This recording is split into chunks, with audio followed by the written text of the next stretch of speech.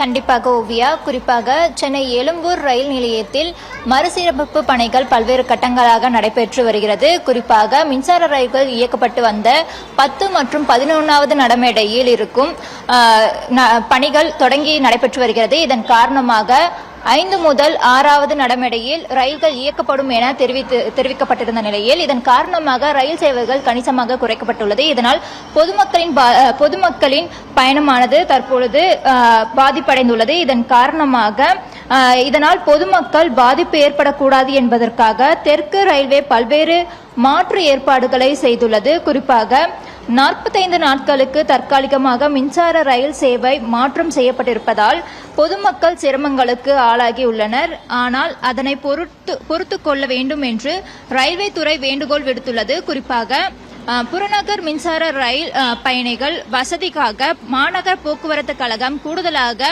பேருந்து சேவையை அளித்துள்ளது. குறிப்பாக எழும்பூர் ரயில் நிலையத்தில் இருந்து முக்கிய பகுதிகளுக்கு கூடுதலாக பஸ்கள் இயக்கப்படுகிறது.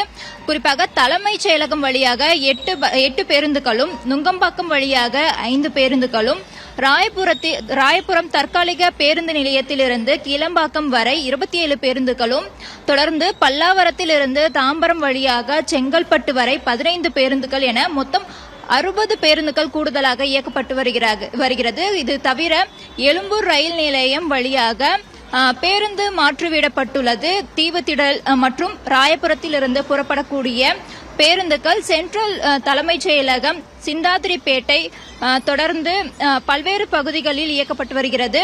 அதேபோல தலைமைச் செயலகம் சிந்தாதிரிப்பேட்டை வழியாக எழும்பூர் ரயில் நிலையம் சென்று அங்கிருந்து அம்பத்தூர், ஆவடி, பூந்தமல்லி, திருநெற்றூர், திருமுல்லை வாயல் உள்ளிட்ட பல்வேறு பகுதிகளில் இயக்கப்பட்டு வருகிறது. தொடர்ந்து ரயில் சேவைகளின் பாதிப்பு என்பது இருந்து வரும் நிலையில் தற்பொழுது பயணிகளானது பேருந்துகள் கூடுதலாக இயக்கப்பட்டு வருவதால் பேருந்துகளில் தங்களது பயணங்களை பொதுமக்கள் தொடர்ந்து வருகின்றனர். ஓவியா.